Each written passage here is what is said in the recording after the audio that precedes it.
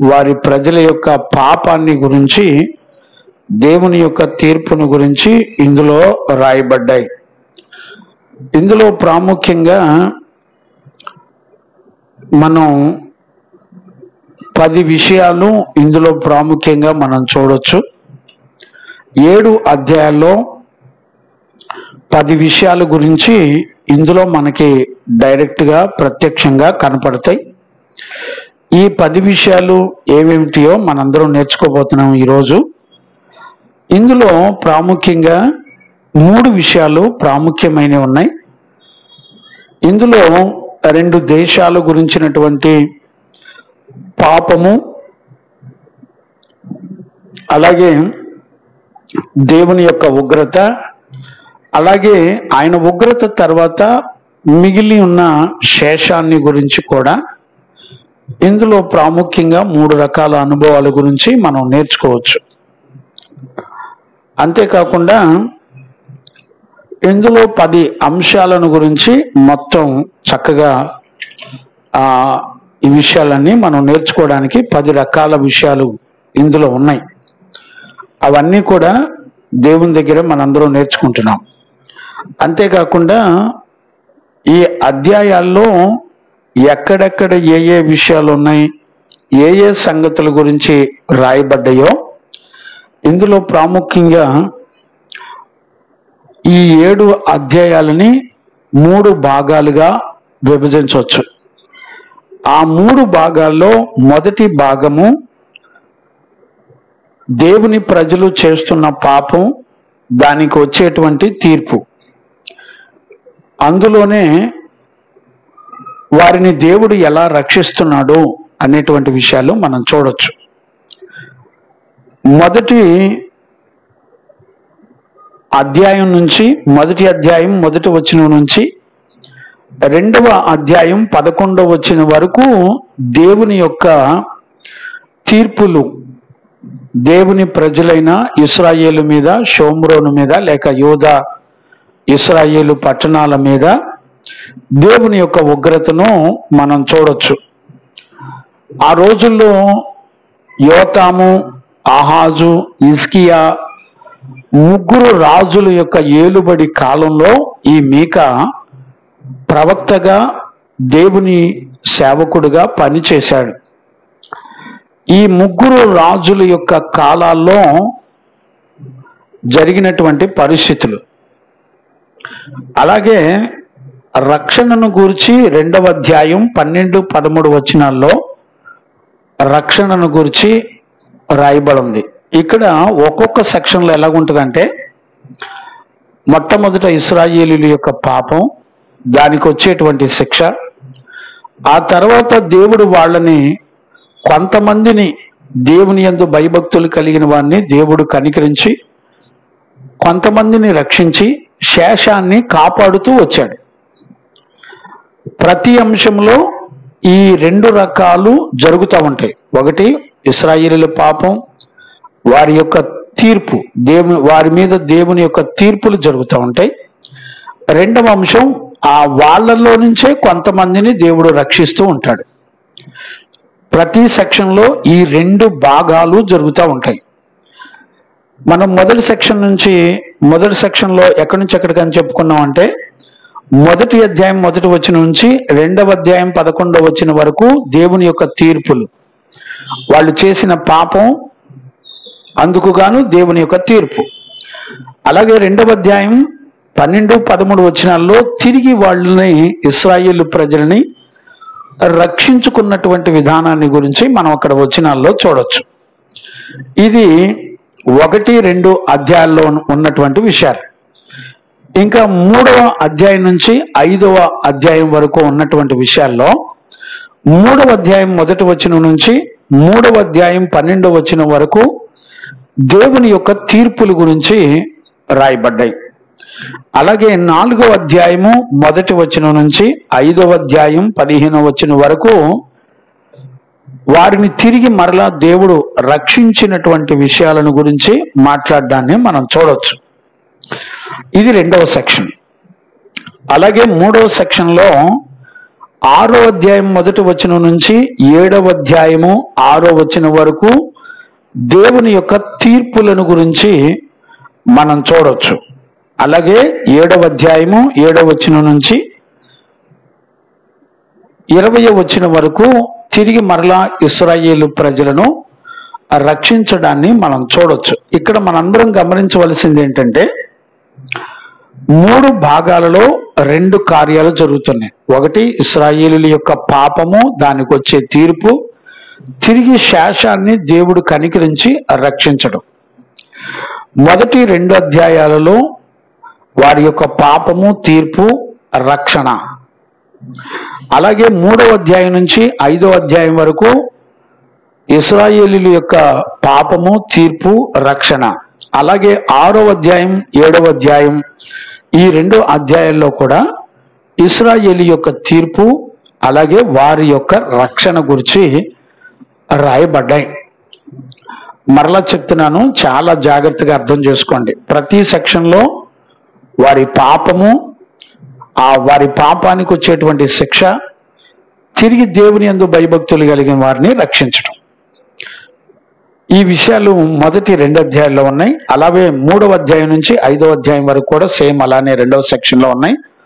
3వ సెక్షన్లో కూడా 6వ అధ్యాయం 7వ అధ్యాయంలో దేవుని యొక్క తీర్పులు, వారి యొక్క పాపం, అలాగే తిరిగి శేషంలో ఉన్న వారిని రక్షించడం, ఈ 7 అధ్యాయాల్లో ఈ విషయాలు ఉన్నాయి.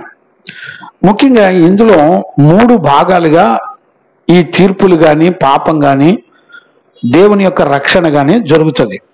ఏంటిదా 3 విషయాలు అని అంటే, మనం చూస్తే మొదటి 2 అధ్యాయాల్లో మనం చూస్తే దేశాలు, ప్రపంచ దేశాల మీద దేవుని యొక్క సార్వభౌమాధికారాన్ని చూడొచ్చు. అంటే మొదటి 2 అధ్యాయాల్లో దేశాలను గూర్చినటువంటి టార్గెట్ దేవుడు చేసినట్లుగా మనం చూడొచ్చు. అంటే ఆ 2 అధ్యాయాల్లో రకరకాల దేశాల ప్రజల గురించి దేవుడు మాట్లాడి వాళ్ళను తీర్పు తీర్చడాన్ని మనం చూడొచ్చు.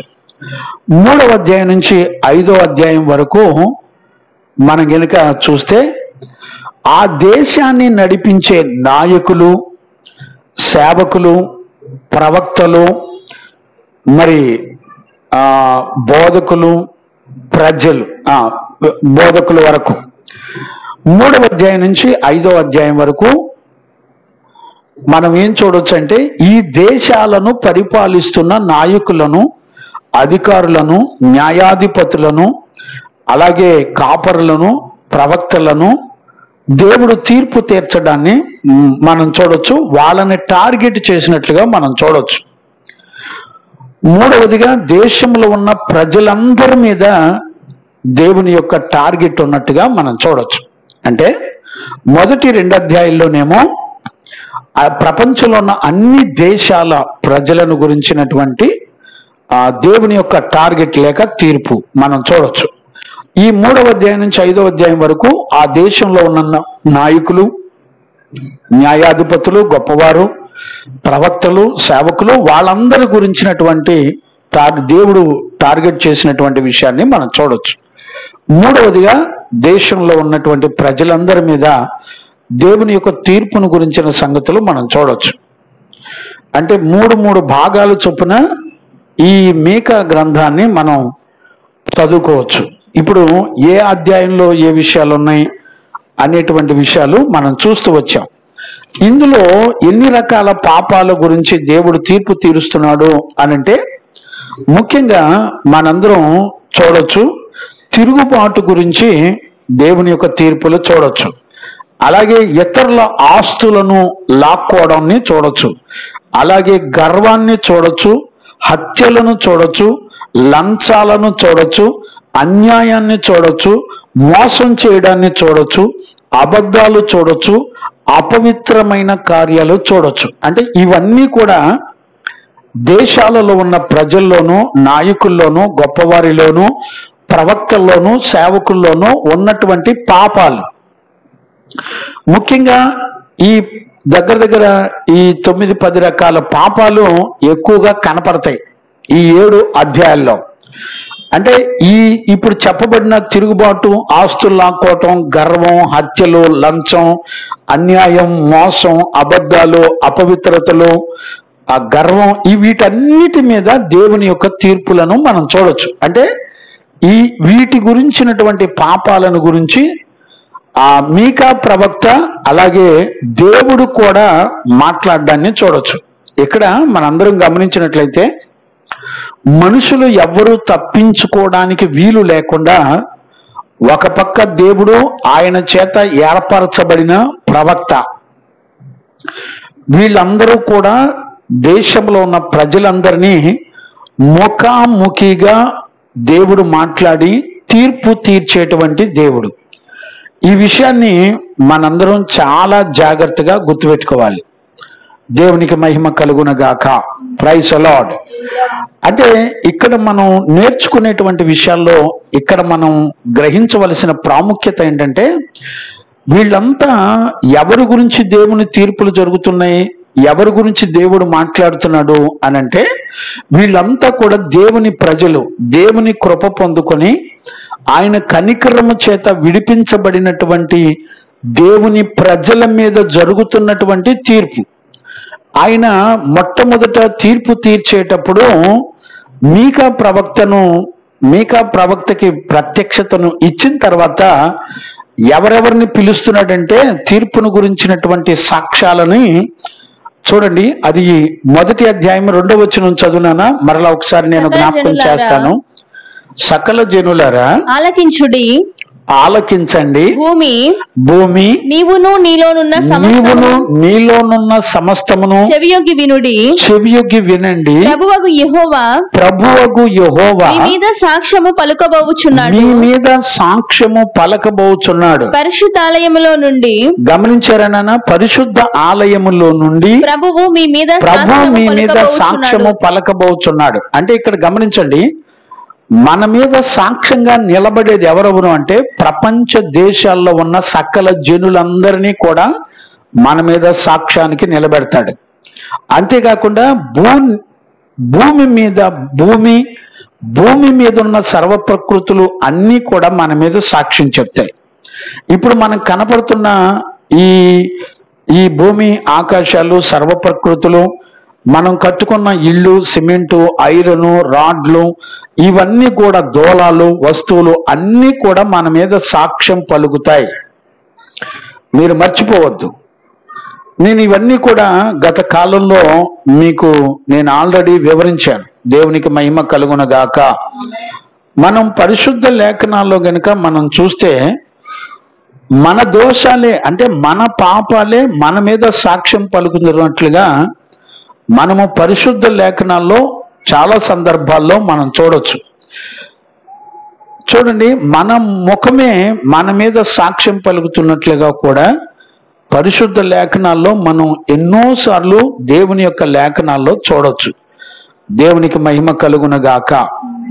ఈ రోజుల్లో చాలా మంది దేవునికి భయపడే వాళ్ళు ఎవరు లేరండి. చూడండి, నేను ఒక మాట నేను జ్ఞాపకం చేస్తాను. చూడండి,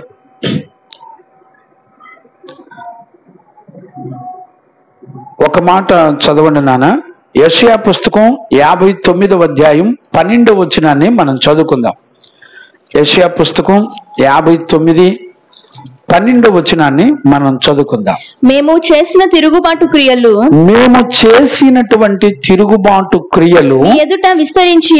నీ ఎదుట విస్తరించి ఉన్నవి, మా పాపములు మా మీద సాక్ష్యము పలుకుచున్నవి. చూడండి, మన పాపాలు కూడా మన మీద సాక్ష్యం పలుకుతున్నాయి. మా తిరుగుబాటు క్రియలు, ఇక్కడ చూడండి, దేవుడు భూమి ఆకాశాల్ని, సకల ప్రజలను, చివరికి మన పాపాలు కూడా మన మీదే సాక్ష్యం పలుకుతాయి.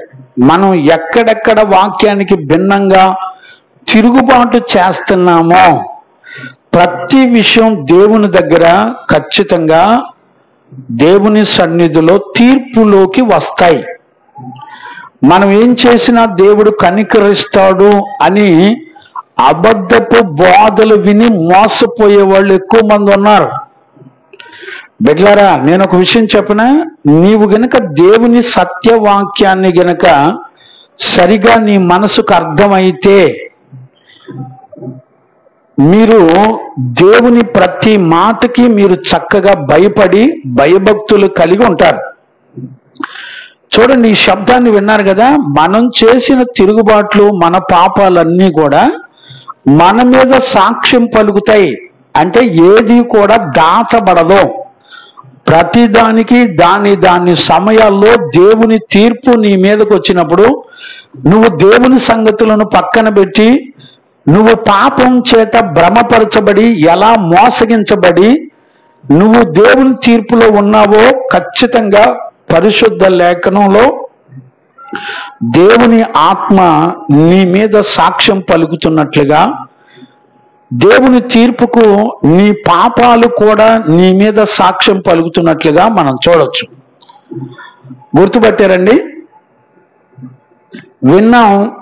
విన్న తర్వాత భయం కలుగుద్దంటారా? ఎన్నడూ కూడా భయం కలగదండి. అంటే భయాన్ని కలుగజేసే మనస్సాక్షి యొక్క గద్దింపు ఎప్పుడో మనం విడిచిపెట్టేశాం. మన మనస్సాక్షిని ఎప్పుడో, మన మనస్సాక్షిలో దేవుని ధర్మశాస్త్రాన్ని దేవుడు రాసి పెట్టాడు, దాన్ని పూర్తిగా విడిచిపెట్టేశాం మనం. గుర్తుపెట్టుకోండి. నేనేమంటానంటే, జానడ పొట్ట కోసం దేవుణ్ణి నమ్మినోడు, కనీసం జానడ పొట్ట కోసం కూడా దేవుణ్ణి నమ్మినోళ్ళు సరిగ్గా లేరండి. అంటే ఎలాంటి మోసపూరితమైన బ్రతుకులు బ్రతుకుతున్నారో చూడండి. ఈరోజు దేవుని ప్రజలతో మీకా ప్రవక్త మాట్లాడుతున్నాడు, దేవుడు ఆత్మ మాట్లాడుతుంది. ఒక పక్క దేవుడు గద్దిస్తున్నాడు, దేవుని చేత ఏర్పరచబడిన ప్రవక్తలు, పరిశుద్ధులు, సేవకులు గద్దిస్తున్నారు. ఇంకా మీకా ప్రవక్త అయితే ఎలా ఏడుస్తున్నాడు చూడండి. 1వ అధ్యాయం 8వ వచనం చదవండి నాన్న. మీకా పుస్తకం 1వ అధ్యాయము 8వ వచనం చదవండి నాన్న. దీనిని చూచి నేను కేకలు వేయుచు ప్రలాపించుచున్నాను. దీనిని చూచి నేను కేకలు వేయుచు ప్రలాపించుచున్నాను. ఏమీయూ లేకుండా దిగంబరినై. చూడండి, దేన్ని చూసి ప్రలాపిస్తున్నాడు మీకా ప్రవక్త? దేవుని తీర్పులను చూసి, ఆయన పెట్టిన సాక్ష్యాలను చూసి మహారోదనతో ఏడుస్తున్నారు. కానీ దేవుని ప్రజలమని చెప్పుకుంటున్న వాళ్ళు కన్నీరు గార్చట్లా. ప్రవక్తలు, సేవకులు, నీతిమంతులు కన్నీరు కారుస్తున్నారు. మహావేదనతో వాళ్ళు ప్రజలతో మాట్లాడుతున్నారు. ఎవరికి అర్థమైంది ఈ రోజుల్లో చెప్పండి? చదువునానా 8వ వచనం కంటిన్యూ చేయనా. దీనిని చూచి నేను కేకలు వేయుచు ప్రలాపించుచున్నాను. ఏమీ లేకుండా దిగంబరినై నక్కలు అరుచున్నట్లు అరుచుచున్నాను. నిప్పుకోడి మూలుగునట్లు నేను మూలుగుచున్నాను. ఎందుకండి? ఎందుకు మూలగాలి దైవజనుడు? దేవుని ఉగ్రత ఎంత కఠినంగా ఉంటుందో ఎవరు ఊహించట్లేదండి. మీకు సీక్రెట్ చెప్పనా నేను? ఇంత ఉగ్రత పాలవుతున్నా మరలా వీళ్ళు బలులు నైవేద్యాలన్నీ చేస్తూనే ఉన్నారు. దేవుడు మా పక్షాన ఉన్నాడు అనుకుంటున్నారు. ఒక పక్క దేవుడు ఇశ్రాయేలు ప్రజల్ని, యోధా జనాంగాన్ని శత్రువుల చేతికి, అమాలీకులకి, ఫిలిస్తీన్లకి, అశూరీలకి, రకరకాల ప్రజలకి అప్పజెప్పి వాళ్ళనందరినీ చెదరగొట్టినా కూడా వీళ్ళు ఏం చేస్తున్నారు తెలిసిన? బలులు ఇస్తున్నారు, నైవేద్యాలు ఇస్తున్నారు.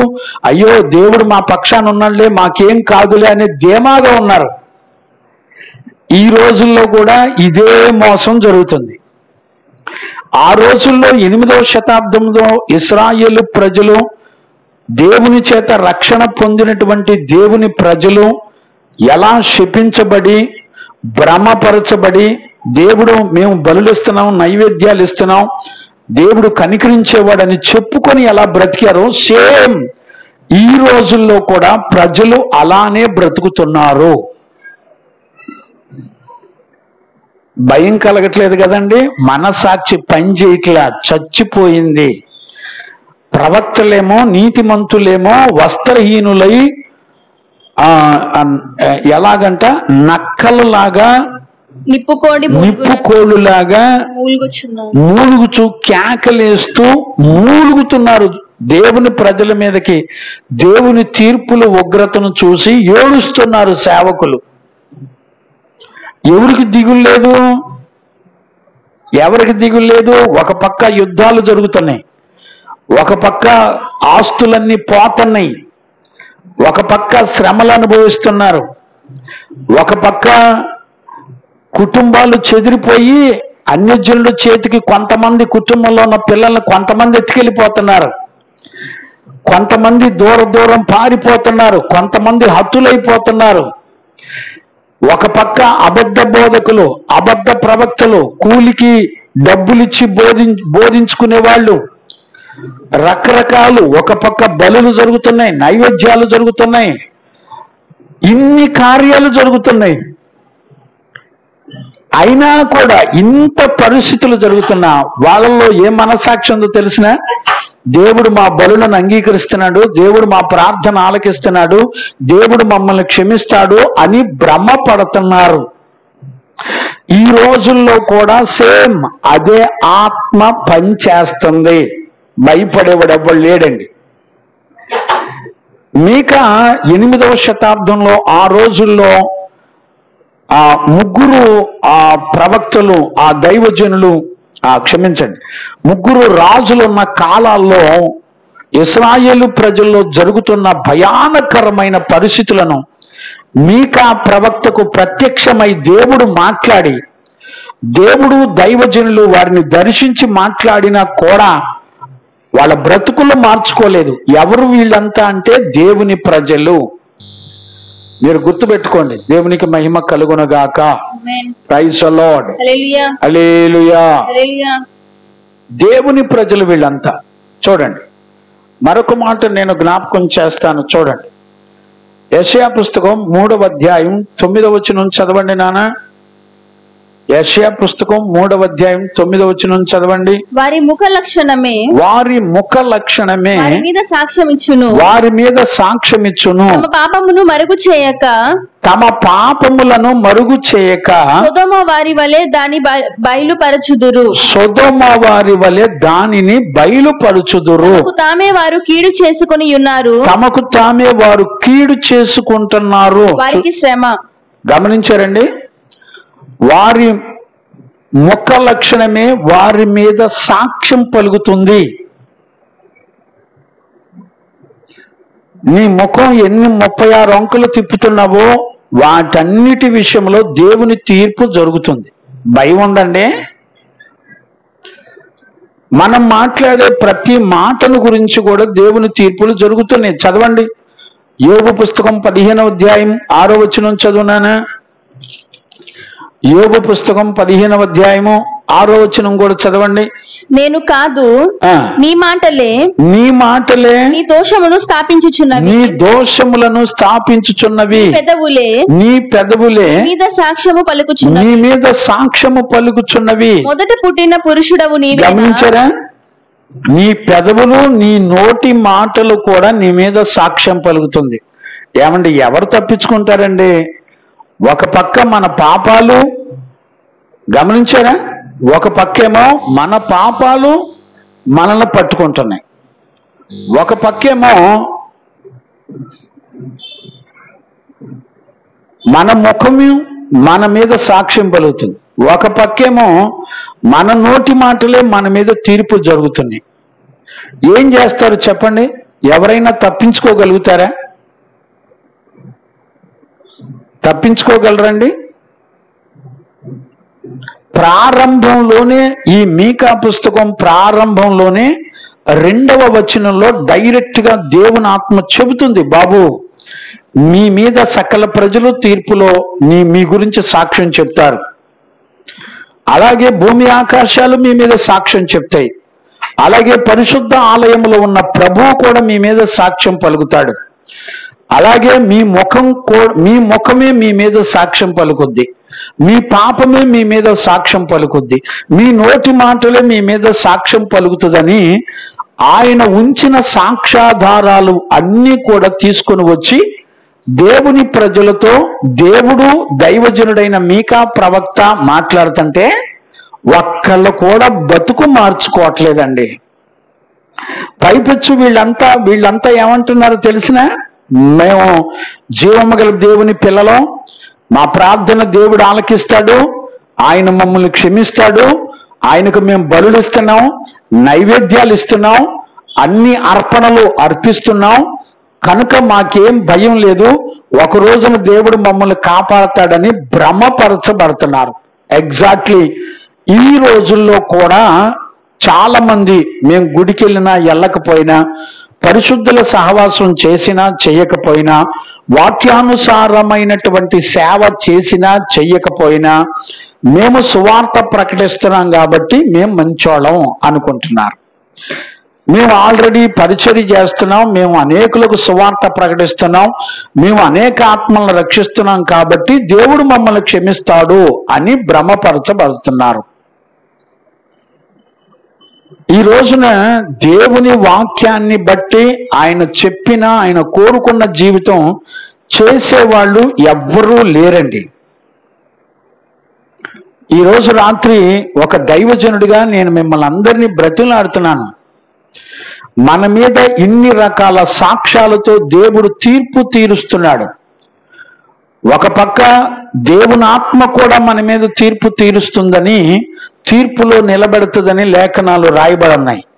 దేవుడే మన మీద సాక్ష్యం పలుకుతున్నాడని పరిశుద్ధ లేఖనం, మనం పరిశుద్ధ ఆలయం నుండి ప్రభు మీ మీద సాక్ష్యం పలకబోతున్నాడని 2వ వచనంలో దేవుడు మాట్లాడడం ప్రారంభించాడు. ఇప్పుడు చూడండి, ఈ విషయాలన్నీ దేవుడు దైవజనులు మాట్లాడుతున్నప్పుడు దీనిని బట్టి మనకి ఏం అర్థం కావాలి?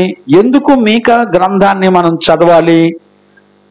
ఎందుకు మీకా గ్రంథం చదవడం వల్ల మనం నేర్చుకోవటం వల్ల ఉపయోగం ఏంటి అంటే, ఇందులో ప్రాముఖ్యంగా మనకు అర్థమయ్యేది ఏంటంటే, ఏ మనుషుడైనను నానా కార్తీక్ ఏం చేస్తున్నావు?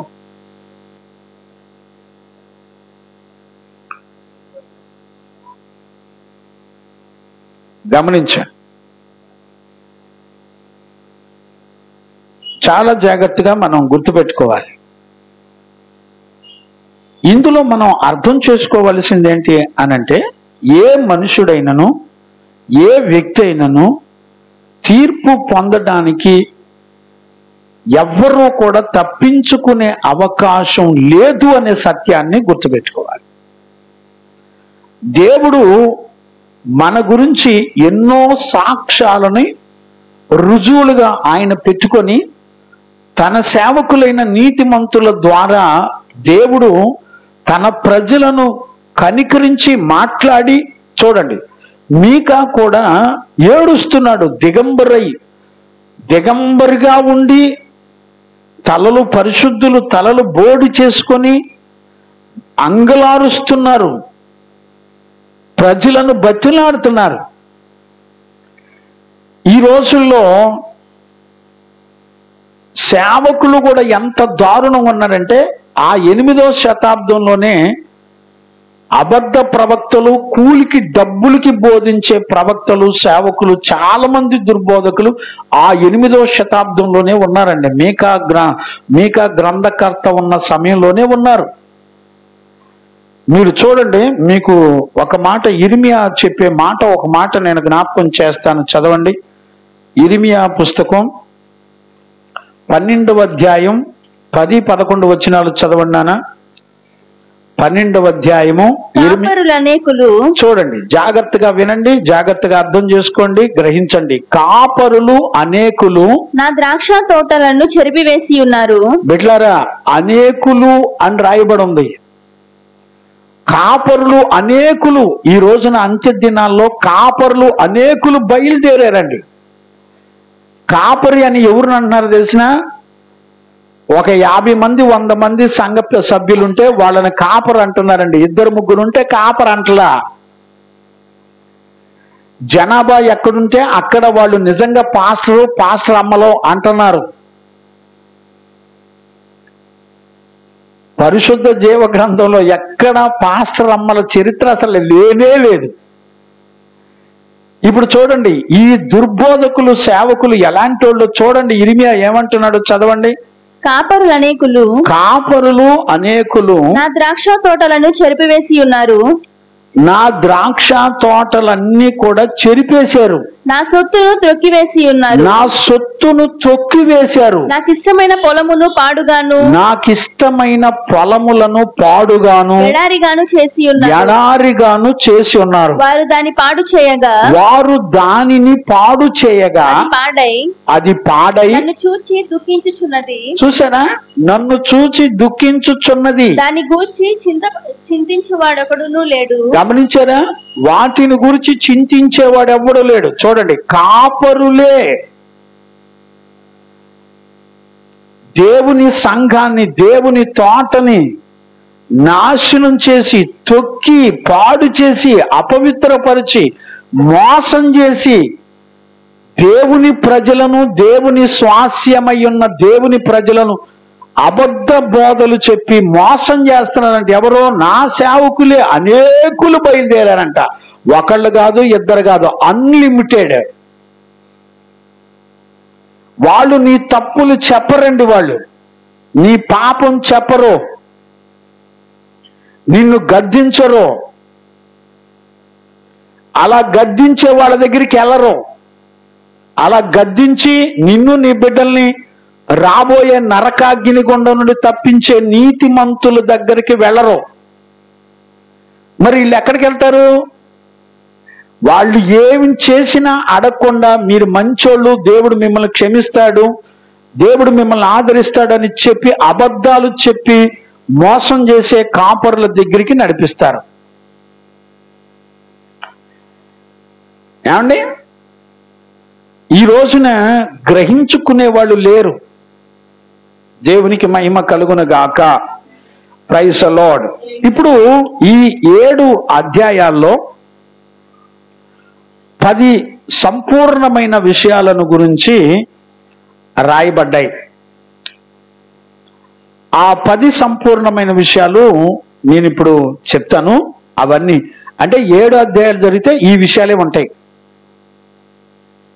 నేను ఆల్రెడీ 7 అధ్యాయాల్లో ఇశ్రాయేలు చేస్తున్న దగ్గర 10 రకాల పాపాలు చెప్పాను. ఇందులో ఏ ఏ దేశాలను దేవుడు తీర్పు తీరుస్తున్నాడో ఏ అధ్యాయం నుంచి ఏ అధ్యాయం వరకు చెప్పాను. అలాగే 3వ అధ్యాయం నుంచి ఆ 5వ అధ్యాయం వరకు ఉన్నటువంటి విషయాల్లో దేశం యొక్క అధిపతులను, న్యాయాధిపతులను, రాజులను అందరినీ కూడా తీర్పు తీర్చడాన్ని చూడొచ్చు. 6-7 వచనాల్లో, 6-7 అధ్యాయాల్లో ప్రజలందరినీ తీర్పు తీర్చడాన్ని చూడొచ్చు. ఒక్కొక్క సెక్షన్లో 2, ఒకటి జడ్జిమెంట్ ఉంటుంది, ఒకటేమో శాల్వేషన్ ఉంటుంది, రక్షణ ఉంటుంది. ఇవి 3 భాగాలుగా మనం డివైడ్ చేశాం. ఇందులో ఈ 7 అధ్యాయాల్లో ఇప్పుడు మనం నేర్చుకునేది ఏంటంటే 10 రకాల విషయాలు ఉంటాయి. అందులో మొట్టమొదటిది పాపము. ఏ విధంగా ఇశ్రాయేలు ప్రజలు పాపం చేశారో ఆ పాపాన్ని గురించి దేవుడు లెక్క అడుగుతున్నాడు, దైవజనుడు హెచ్చరిస్తున్నాడు. అలాగే ఇందులోనే ఈ 2వ అధ్యాయం చివరి 12-13 వచనాల్లో ఆయన ఇచ్చిన రక్షణ, అంటే కొంతమంది శేషాన్ని పిలిచి ఆయన కనికరపడి రక్షించినటువంటి విధానాన్ని మనం చూడొచ్చు.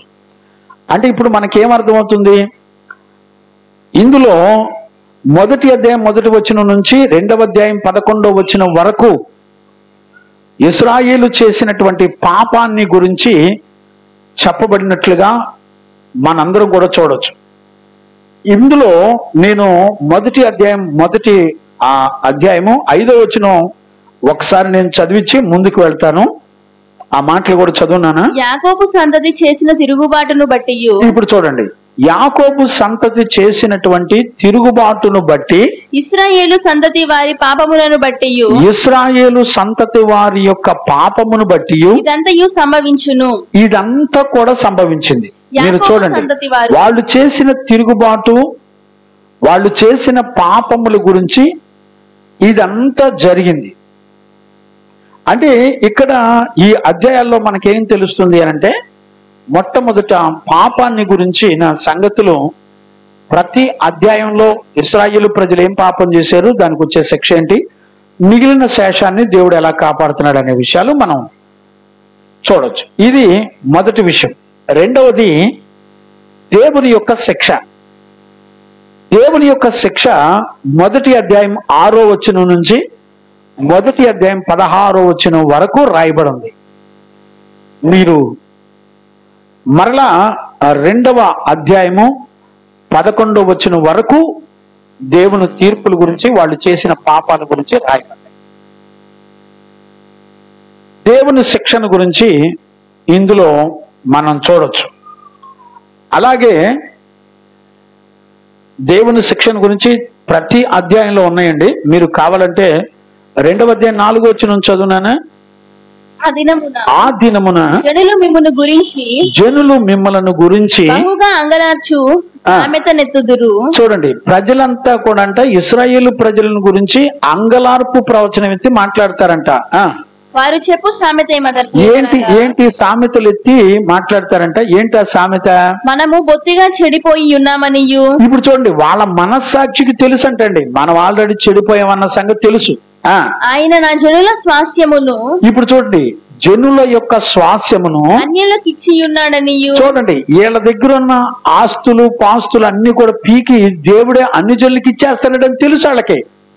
మన యొద్ద నుండకుండా, తన యొద్ద నుండకుండా ఆయన దానిని తీసివేసననియు. మన భూములను తిరగబడిన వారికి ఆయన విభజించి ఉన్నాడని, విభజించి ఎవడెవడు తిరుగుబాటు చేశాడో వాళ్ళ దగ్గర నుంచి తీసుకొని విభజించి ఎవరికి పడితే వాళ్ళకి దేవుడు పంచి ఇచ్చేశాడు ఇతరులకి. ఇశ్రాయేలీయులు అనుకొనుచున్నట్లు, ఈ సంగతులన్నీ అనుకుంటున్నట్టు జనులు చెప్పుకుంటున్నారు. గమనించారండి. యెహోవా సమాజములో మీరు పాలు పొందునట్లు నూలు వేయువాడొకడును ఉండడు. మీరు దీని ప్రవచింపవద్దని వారు ప్రకటన చేయుదురు. చూడండి, ఈ అబద్ధ బోధకులు ఏం చేస్తారు తెలిసిన, ఇక్కడ దేవుని తీర్పులు జరుగుతున్నట్టు గాని ఎక్కడ ఎవరికి చెప్పొద్దు అని దుర్బోధకులు అడ్డుపడుతున్నారండి. ఎంత ఉగ్రత, దేవుని ఉగ్రత వాళ్ళ మీద పడుతున్నా ఒక పక్క అబద్ధ బోధకులు దీని గురించి ప్రజలకు ఎవరికి పబ్లిసిటీ చేయొద్దు అని చెప్తున్నారండి. గమనించారా? అంటే ఈ రోజున ప్రజలను దగ్గరుండి మోసం చేసేది ఎవరంటే అనేక అబద్ధ ప్రవక్తల బోధకులు.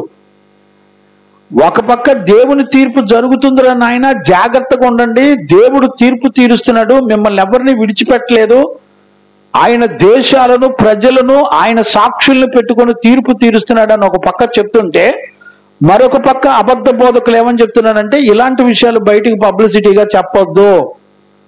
ఇప్పుడు నన్ను కూడా ఏమంటున్నారు, ఈ గొట్టాలు పెట్టి చెప్పొద్దు, బయటకు పబ్లిసిటీకి చేయొద్దు, సత్యాన్ని బోధించొద్దు, నువ్వు కూడా నీ దగ్గరికి వచ్చే ముగ్గురుకో నలుగురికో వాక్యం చెప్పుకో అని అంటున్నారండి ప్రజలు.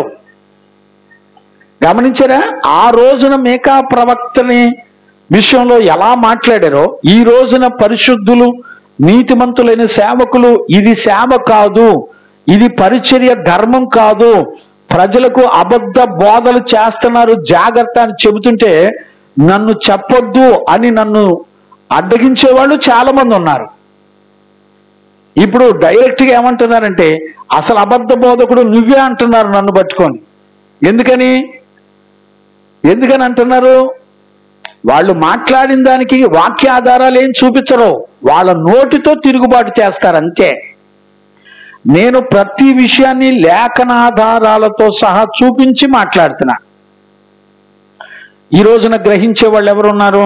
దేవునికి మహిమ కలుగును గాక.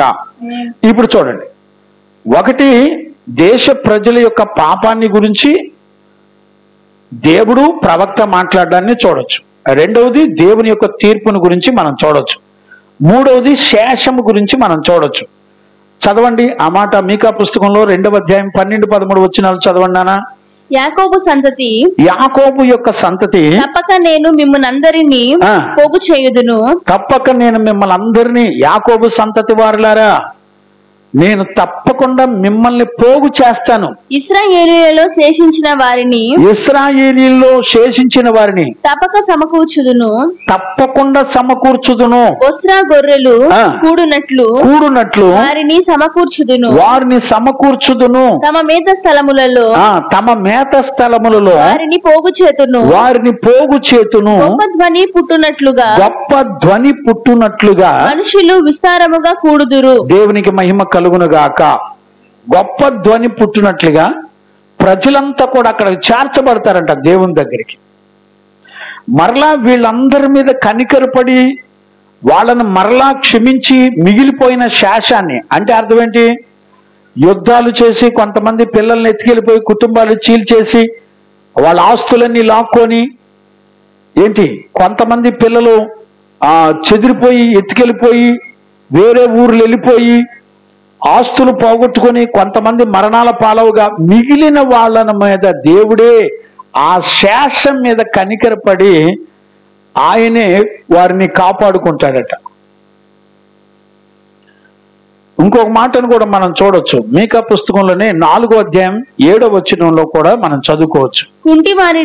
కుంటి వారిని శేషముగాను దూరమునకు వెళ్ళగొట్టబడిన వారిని బలమైన జనముగాను నేను చేతును. యెహోవా సియోను కొండయందు ఇప్పటి నుండి శాశ్వత కాలము వరకు వారికి రాజుగా ఉండును. చూడండి, శిక్షించను గాని వారిని విడిచిపెట్టక దేవుడు ఏం చేస్తున్నాడంటే కనికరపడి, చూసారండి, వాళ్ళందరినీ ఆదరిస్తున్నట్లుగా మనం లేఖనాల్లో చూడగలుగుతాం. ఇదే మీకా పుస్తకం 5వ అధ్యాయం 3వ వచనం, 7వ వచనం, 8వ వచనం కూడా చదవచ్చు. 7వ అధ్యాయం 18వ వచనంలో కూడా చదవచ్చు. 7వ అధ్యాయం 18 చదువునానా? తన స్వాస్యములో శేషించిన వారి దోషమును పరిహరించి, శేషించిన వారి యొక్క దోషములు పాపములు దేవుడే పరిష్కరించి, వారు చేసిన అతిక్రమముల విషయమై వారిని శిక్షించు దేవుడైన నీతో సమమైన వాడెవడున్నాడు? ఆయన కనికరము చూపుట యందు సంతోషించువాడు కనుక నిరంతరము కోపముంచడు. నిరంతరము వాళ్ళ మీద కోపం ఉంచడు. చూసారా, తీర్పు తీర్చే సామర్థ్యం కలిగిన సమ్ముడు నీ వంటి వాడు ఎవడున్నాడు అండి? ఏ ఒక్కరిని దేవుడు విడిచిపెట్టడు. పిల్లల్ని, పెద్దోళ్ళని, యవనస్తుల్ని, వృద్ధుల్ని, స్త్రీల్ని, పురుషుల్ని ఎవరిని దేవుడు వదిలిపెట్టడండి. చెవి గలవారు విందురుగాక. చేసినవన్నిటినీ తీర్పులోకి తీసుకొచ్చి ఆయన జడ్జిమెంట్ చేయగలిగిన దేవుడు. ఆ మాట మళ్ళొకసారి చదువునా? 18వ వచనం. తమ స్వాస్యములో శేషించిన వారి దోషములు పరిహరించి, వారు చేసిన అతిక్రమముల విషయములో వారిని క్షమించు దేవుడవైన నీతో సముడైన దేవుడున్నాడా? చూడండి, వాళ్ళను తీర్పు తీర్చి మిగిలిపోయిన శేషాన్ని క్షమించి వారి పాపములను క్షమించి కనికరించగలిగిన దేవుడు, నీలాంటి దేవుడు సముడు ఎవడైనా ఉన్నాడా అండి? గోపాలరావు గారు, ఎంత గొప్ప మాట అండి. ఈ 7 అధ్యాయాలన్నిటిలో ఈ 18వ మాట మీకా ప్రవక్త రాసిన మాట ఎంత అత్యద్భుతమైన మాట.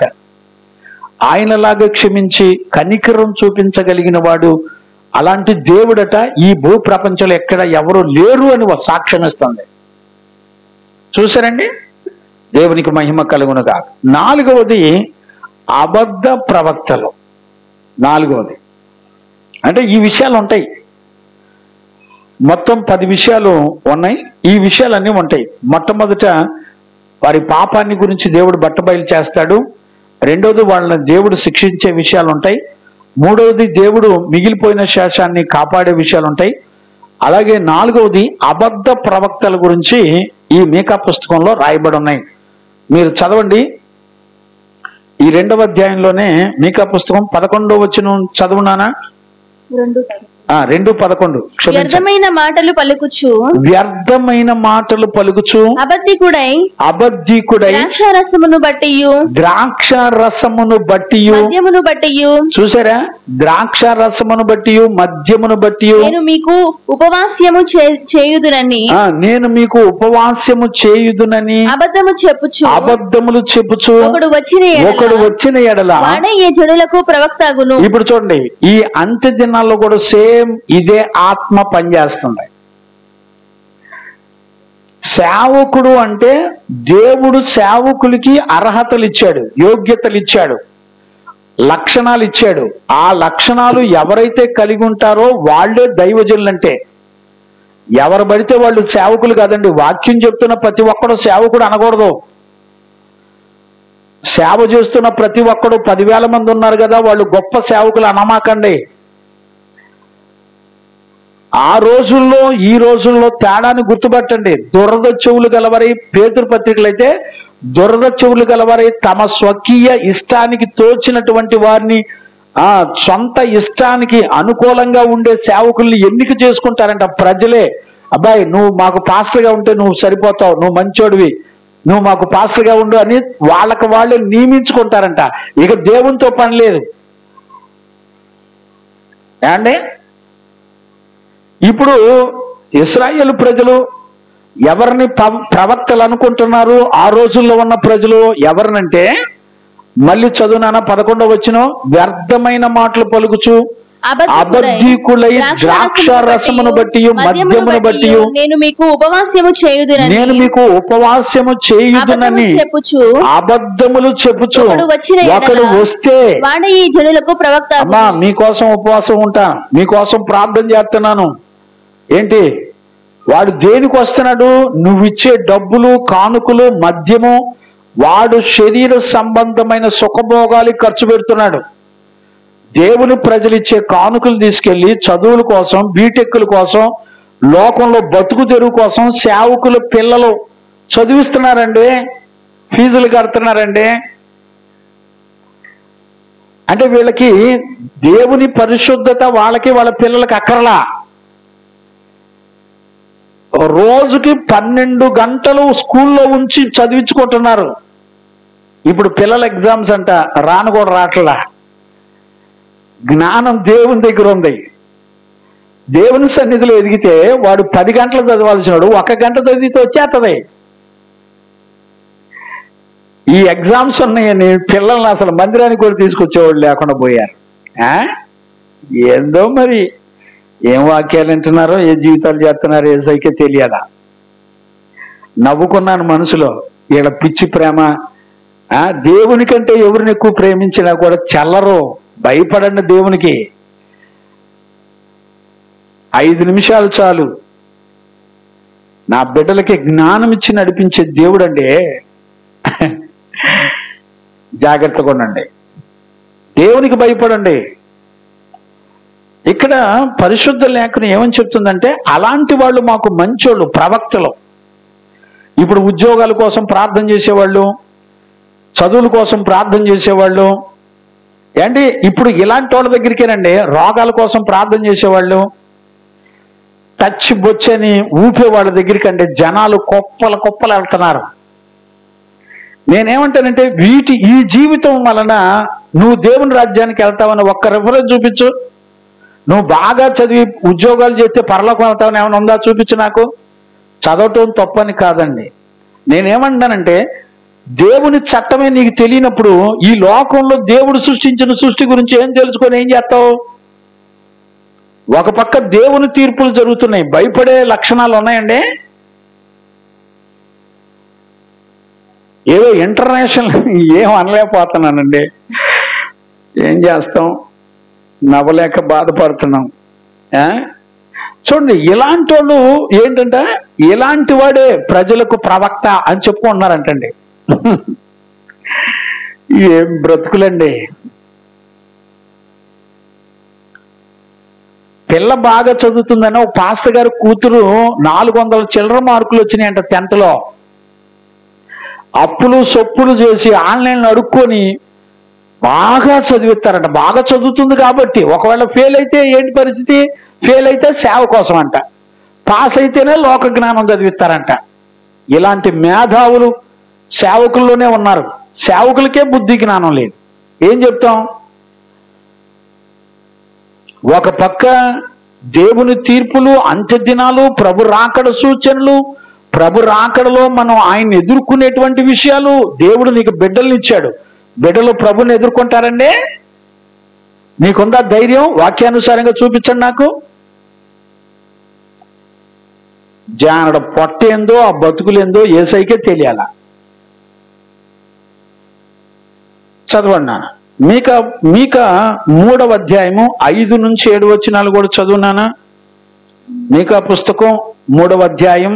ఆహారము నములుచు సమాధానమని ప్రకటించు వారు. చూడండి, శుభ్రంగా కడుపు నిండా తిని బిర్యానీలు పలావులు తెచ్చుకొని తిని సేవకులండి కడుపు నిండా తిని ఏం చేస్తున్నారంటే సమాధానమని చెప్పు. మీకేం కాదమ్మా, సమాధానంగా ఉండండి, దేవుడు మీకు చక్కటి సమాధానం ఇస్తాడని చెప్తున్నారంటండి. రాయపు గారు తిరుగులేదు కదా, మేకలు నవ్వినట్టు నవ్వుతున్నారంట. ఉన్నాయండి ఇవన్నీ. ఈరోజు కాదండి, ఈరోజు కాదు. వీళ్ళు చదువు. ఆహారము నములుచు సమాధానమని ప్రకటించు వారును. ఆహారమును నములుచు సమాధానమని ప్రకటించు వారును. ఒకడు తమ నోట ఆహారము పెట్టని ఎడల, ఒకవేళ ఆహారం పెట్టని ఎడల అతని మీద యుద్ధము ప్రకటించు వారునై, నా జనులను పొరపెట్టు ప్రవక్తలను గురించి యెహోవా సెలవిచ్చినదేమనగా, మీకు దర్శనము కలుగకుండా. అసలు మీకు దర్శనాలు కలవరా నాయన? అన్ని అసత్య దర్శనాలే. మీ దర్శనానికి వాక్యానికి ఏమైనా సంబంధాలు ఉంటాయా?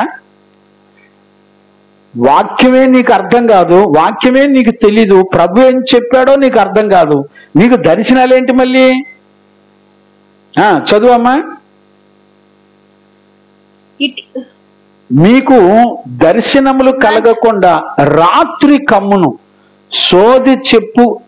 చెప్పకుండా మీకు చీకటి కలుగును. ప్రవక్తలకు సూర్యుడు కనబడకుండా అస్తమించును, పగలు చీకటి పడును. అప్పుడు దీర్ఘదర్శులన్నా సేవకులేనండి సిగ్గునందుదురు, సోదగాన్లు తెల్లబోదురు. దేవుడు తమకు ప్రత్యుత్తరం ఇయ్యకుండుట చూచి నోరు మూసుకొందురు. రేపు రాబోయే దినాల్లో దేవుడు మీకు అసలు ఏ ప్రత్యక్షతలు ఇవ్వడం. ఇలాంటి బ్యాచ్ ఈ రోజుల్లో కాదండి, 8వ శతాబ్దంలో ఆహాజు, హిజ్కియా, ఆమోజు ఉన్నటువంటి దినాల్లోనే, రాజుల కాలంలోనే ఉన్నారండి వీళ్ళు. ఈరోజు కొత్తగా వచ్చిన వాళ్ళేం కాదు. బైబిల్ చదివేవాడెవడు లేడు, చూసేవాడెవడు లేడు, ఏం చెప్తున్నారో గమనించేవాళ్ళు ఎవరు లేరు. చూసారా నాన్న? 3:11 కూడా చదువునానా? 11వ వచనం కూడా చదువు. జనుల ప్రధానులు లంచము పుచ్చుకొని తీర్పు తీర్చుదురు. యాజకులు కూలికి బోధింతురు. వారి యాజకులు కూలికి ఇవ్వాలండి. ఎవరినన్నా దైవజనులు పిలిపించి వాక్యం చెప్పించుకోవాలంటే 5,000 ఇస్తావా, 10,000 ఇస్తావా? నేను ఒకరోజు వాక్యం చెప్తే 1,00,000, 3 రోజులకి చెప్పినా కూడా 1,50,000. మీకు కన్స్ట్రక్షన్, పెద్ద పెద్ద కార్పొరేట్ సేవకులు బిజినెస్ అండి ఇదంతా. కొబ్బరి నూనె డబ్బాలు టిన్నులు అమ్ముకుంటున్నారు. అలాంటి వాళ్ళ దగ్గరికి లక్షల మంది పోయి కూర్చొని వాక్యం వింటున్నారండి. వీళ్ళని ఎవరన్నా పబ్లిసిటీ, ఇప్పుడు ఎవరన్నా మీటింగ్ పిలిచారనుకోండి, పబ్లిసిటీకి ఎంత ఖర్చు పెట్టగలవు? నేను వస్తే ఎన్ని వేల మందిని ప్రజల్ని గ్యాదర్ చేస్తావు? నేను వస్తే hotel, AC lodge, Benz car అన్ని బుక్ చేస్తావా? ఏమండి, ఒక దైవజనుడి చేత సువార్త చెప్పించుకోవాలంటే ఇంత ఖర్చు పెట్టాలండి. లంచాలకు బోధిస్తున్నారంట. ఆ రోజుల్లోనే 8వ శతాబ్దంలోనే ఈ దరిద్రం అంతా ఉంది. మళ్ళీ ఇదంతా ఉంది ఎక్కడ? ఇశ్రాయేలు ప్రజల్లోనే, దేవుని జనాంగంలోనే. వీళ్ళంతా స్పెషలిస్టులు.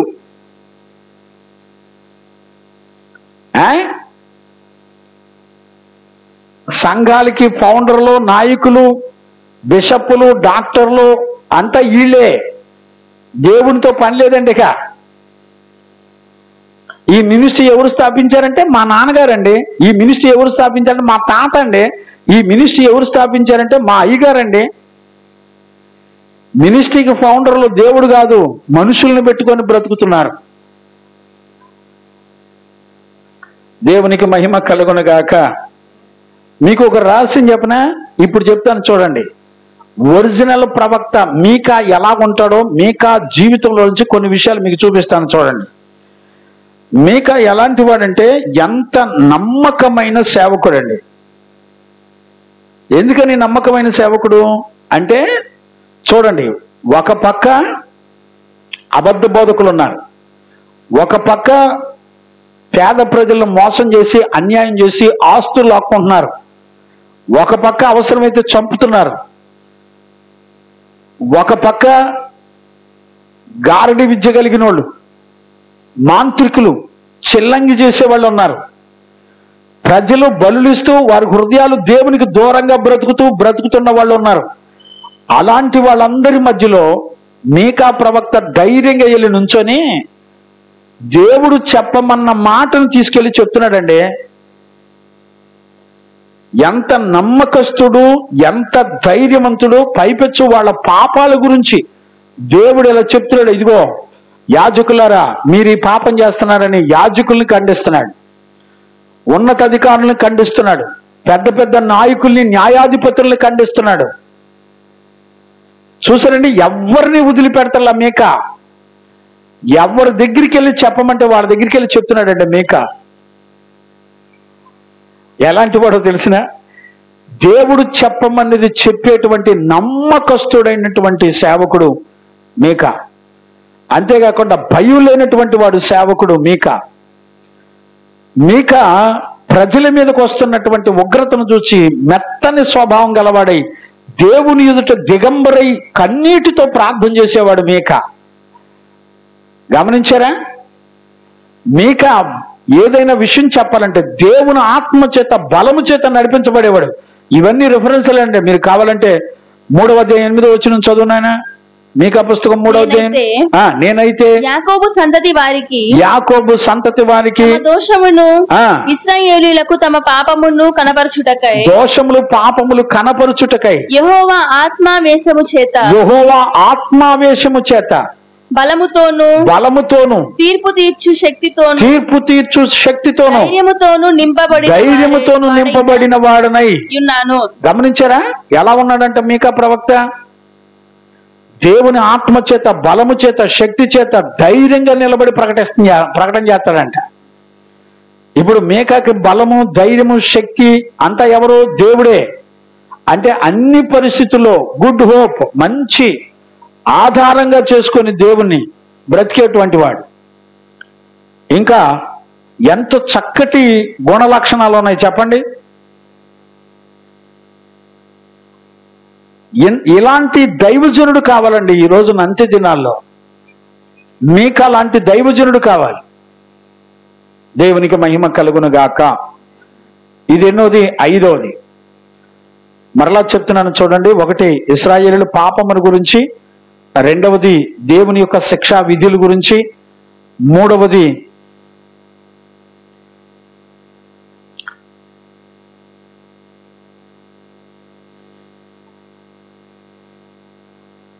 దేవునికి మహిమ కలుగునగాక. Praise the Lord. అలాగే 3వది శాశాన్ని గురించి, 4వది అబద్ధ ప్రవక్తల గురించి, 5వది నిజమైన దైవజనుడైన మీకా ప్రవక్త గురించి. 6వది చూడండి. 6వది ఈ 7 అధ్యాయాల్లో దేవుడంటే ఎవరో కూడా ప్రజలకి, ప్రపంచానికి స్పష్టంగా తెలిసిందండి. ఎందుకనంటే ఆయన సర్వప్రపంచ దేశాల మీద సార్వభౌమాధికారం కలిగిన వాడు. ఆయన ఎలాంటి దేశాలనైనా, ఎలాంటి ప్రజలనైనా తీర్పు తీర్చేటువంటి దేవుడు ఆయన. మీరు కావాలంటే 4వ అధ్యాయం 3వ వచనం ఒక్కసారి ఒక్క వచనం చదువునానా. ఆయన మధ్యవర్తి అయి అనేక జనములకు న్యాయము తీర్చును. చూడండి, అనేక జనములకు న్యాయము తీరుస్తాడట, మధ్యవర్తిగా ఉంటాడంట. దూరమున నివసించు బలము గల అన్య జనులకు. ఇప్పుడు మధ్యవర్తి అంటే ఎవరు? దేవునికి నరులకు మధ్యవర్తి ఎవరు? యేసుక్రీస్తు. ఇప్పుడు మీకా ద్వారా చెప్తున్నటువంటి వాళ్ళు ఎవరు?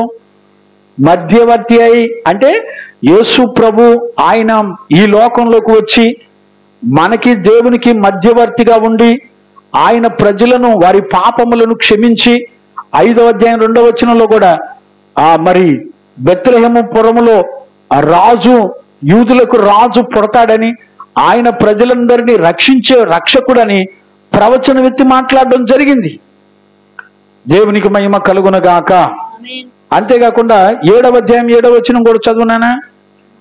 అయినను యెహోవా కొరకు నేను ఎదురు చూచెదను. యెహోవా కొరకు నేను ఎదురు చూస్తాను. రక్షణకర్తయగు నా దేవుని కొరకు నేను కనిపెట్టి ఉన్నాను. నా దేవుడు నా ప్రార్థన ఆలకించును. నా శత్రువా నా మీద అతిశయపడవద్దు. నేను క్రింద పడినను లేతును, తిరిగి లేతును. నేను అంధకారమందు కూర్చున్నను.